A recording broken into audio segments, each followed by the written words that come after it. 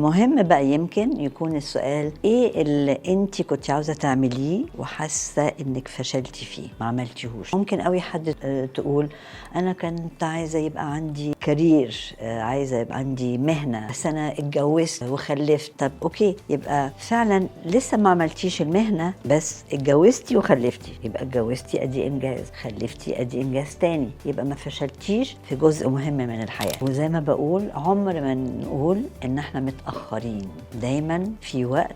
طول ما احنا مش نايمين وما بنعملش ولا حاجه، ما بنسعاش ان احنا نعمل او نحقق حاجه، يبقى عندنا وقت هنسعى. فهنحقق اول الهدف، وممكن قوي يبقى عندنا كذا هدف، بس هنركز على الهدف اللي هو هيخلينا نحس انجزنا. يبقى ده اهم هدف دلوقتي، نشوف ايه الخطوات اللي هناخدها عشان نوصل للهدف ده. واول ما نبتدي خلاص يبقى احنا عارفين ان احنا في طريقنا الى تحقيق حاجه مش هنفشل فيها.